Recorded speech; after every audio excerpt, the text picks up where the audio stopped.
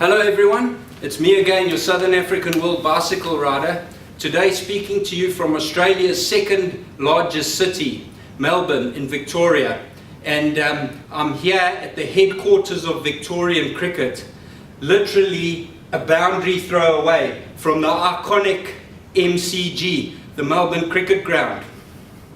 With me, I have Richard Goodbody from Victorian Cricket. Richard Garth, thank you so much for your time, mate. I really appreciate you taking a few minutes to chat to me. First question for Richard. It's obviously his bread and butter cricket, the game we so dearly love. Richard, can you give us a first memory of cricket? Yeah, look, cricket's got a rich and proud history here in Victoria, and I guess my first memory was coming back to the 1993 World Cup, actually seeing Pakistan compete out at the MCG, full house, Pakistan, India, and terrific scenes. And I guess with the 2015 World Cup on the horizon, Australia and New Zealand hosting it, we're all very hopeful that we'll get to see another World Cup final at the MCG in a year or so's time. Oh, wonderful, mate. What a memory. Any World Cup final, what a fond memory, absolutely. And with that, could you just go on to tell us a little bit about your role at Victoria Cricket? Yes, absolutely. I'm the communications manager here at Cricket Victoria. I look after everything from media management of the Victorian side, which includes test players such as James Pattinson, Peter Siddle, Chris Rogers, who's competing in the Ashes at the moment, Matthew Wade's another one of our players, and it goes right across into our digital environments. We have a very strong social media presence across Cricket Victoria, and that extends across the brands like the Bushrangers. We have 90,000 on Facebook, we have another 20,000 on Twitter. We've also got a couple of new sides that have been created of late, which is the Melbourne Stars that play out of the MCG, yes. And we also have the Melbourne Renegades that plays out of a closed roof venue at Etihad Stadium in metropolitan Melbourne as well. So they have huge social media following, so we look after that. But essentially, day to day, my job is to make sure that people are aware of cricket in the state of Victoria, and obviously aware of all the programs and the teams that we run. Well, mate, that's all as we know, in Victoria, cricket it's probably a #1 sport. And with that in mind, can you also, Australian headquarters is here in literally just up the road. The Australian headquarters are there. Could you give us a little insight as to why that might be, that Australian headquarters for Australian cricket is here in Melbourne, and if that has any links with Victorian cricket? Yeah, absolutely. So we're here on Jollymont Street, as you mentioned earlier. We're a stone's throw away from the MCG. We've got Cricket Australia, the governing body. It's about 100 metres up the road, and also the Melbourne Stars on the same street as well. But historically in this building, the Australian Cricket Board, as it was in years gone by, they had their headquarters here. I think they had 2 employees at the time. Wow. And they really only needed, an office space of a metre by a metre, that type of scenario. And yes. Look, as the game's evolved and as it's got bigger and turned into a multi-billion-dollar business, they've actually set up base down the road, as I said, in Jollymont Street, and require their own headquarters. It's a 5-storey building that they're presently in, and look, they're expanding so rapidly that they're actually looking for some further space. So it just goes to show how much that Cricket Australia and the Australian Cricket Board that it was in years gone by has evolved. But I mean, when looking at it objectively, Melbourne, the sporting capital of the world, where else would you like to be? Yeah, fair play, mate. Appropriate comment there. And with that in mind, let's just look to this current Ashes series in England, and the man of the moment, the young 19-year-old Ashton Agar. If you don't know, people, he is a Victorian. He's a Melbourne lad, and maybe Richard, you can fill us a little bit. If do you know him, can you give us a little bit of information about his road to fame, as it were? Yeah, look, so Ashton's a fantastic story. He's come through the Victorian pathway.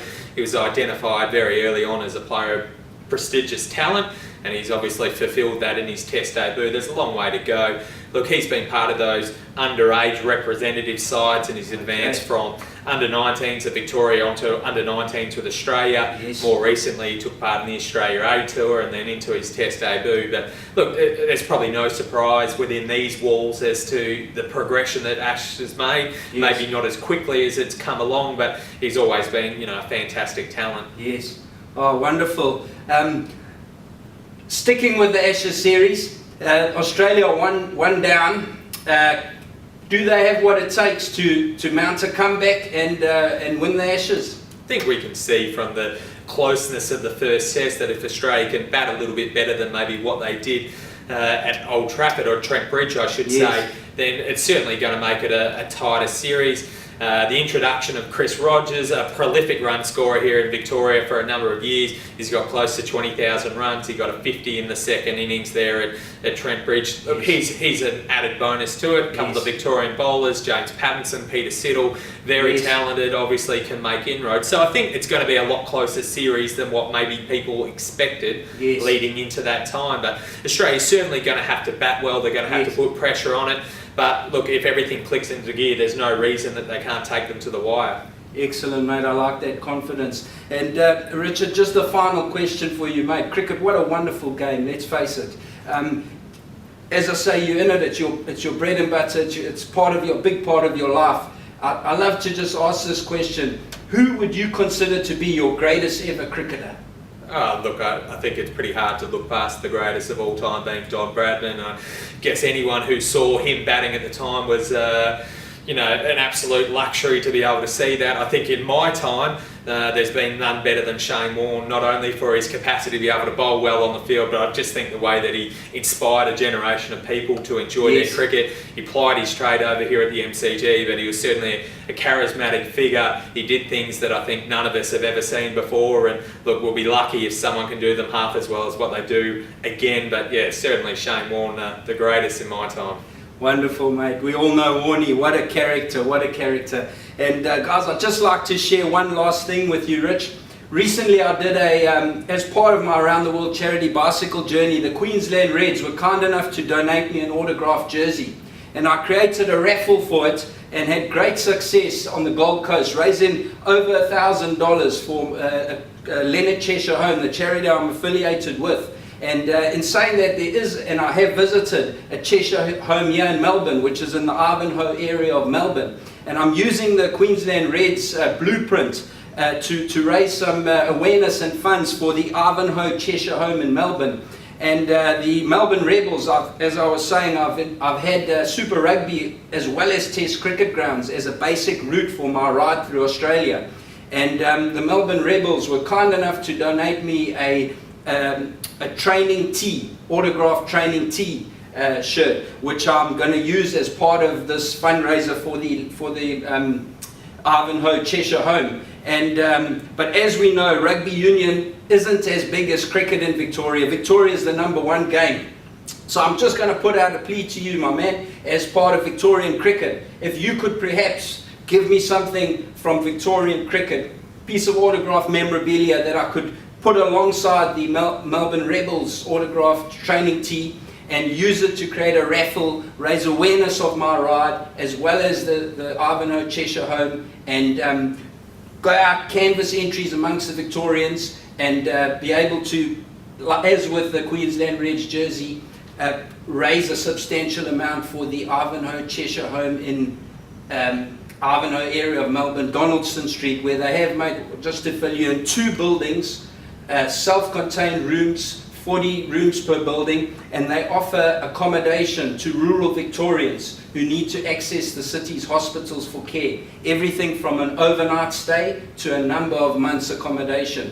And what they do is they offer subsidized rates, but they also have a fund for people who can't afford the subsidized rates. And what would be great if I could use the Rebels training tee autographed and something from Victorian cricket autographed to create a raffle as I travel through on my bike through Victoria and raise some decent money for that fund to help people, rural Victorians who can't afford the subsidised accommodation at the Ivanhoe Cheshire Home.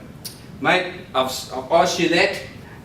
Thanks for your time. I really appreciate it. It's been awesome. And guys, until my next cricket experience, as I said, this is the halfway mark with my bicycle ride between the Test cricket grounds in Australia. From here, I'll be off to Hobart, the ferry across from Melbourne to the island of Tasmania, because the capital over there, Hobart, has a Test cricket ground. So until then, thanks for watching, take care, and I'll see you then. Thanks a lot, mate. Don't worry.